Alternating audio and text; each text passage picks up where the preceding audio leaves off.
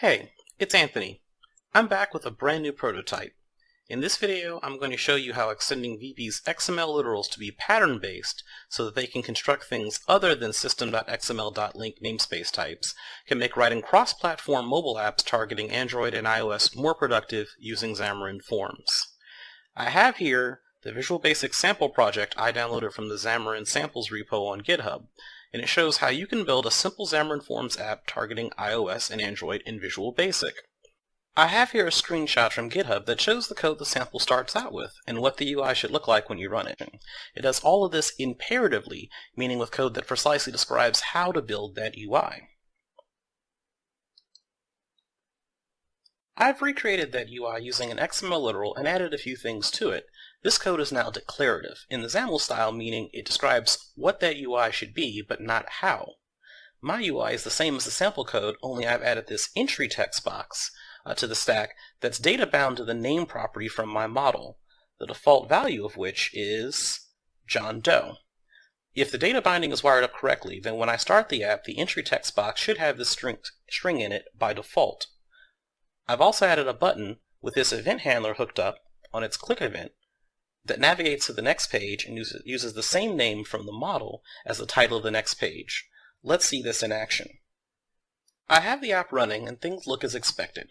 All the content is centered correctly and the entry is populated with the correct string by default. Let's change it to John Wick.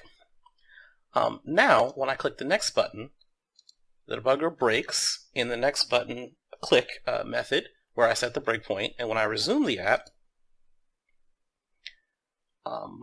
the new page correctly uses the updated name as its title. The second page is using different features, so let's take a look at the code.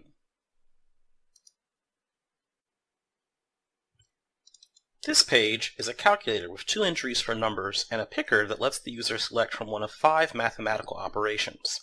But instead of connecting all of the pieces in markup, I'm going to use the event-driven WinForms style development.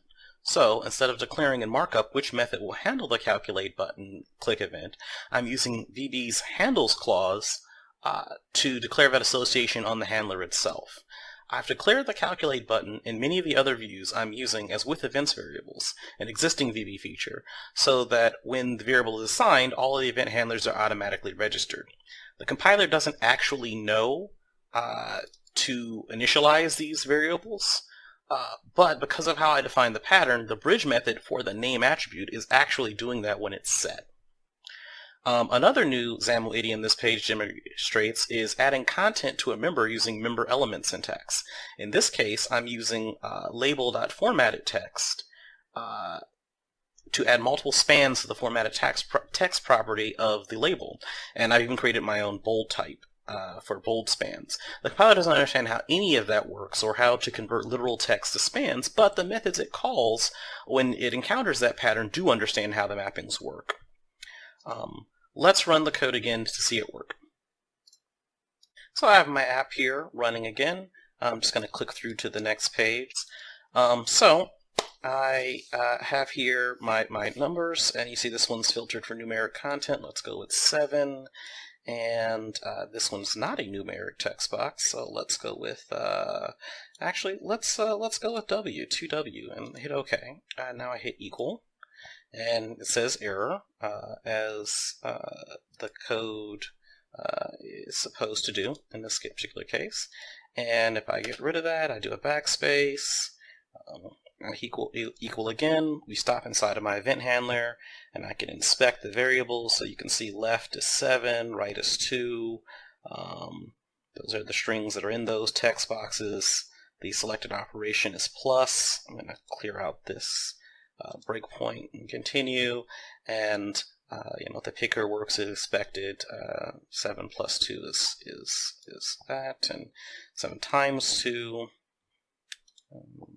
7 squared is 49. All of the old band is back together.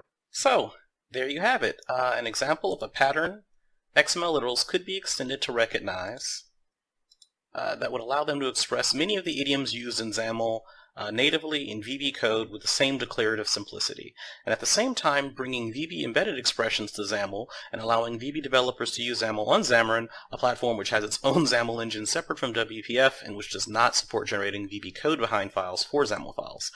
Whether you're doing that using MVVM-style data binding or WinForms-style event-driven programming, the pattern is flexible enough to support both styles, while not specifically coupling the compiler to concepts like dependency properties, markup extensions, or type converters.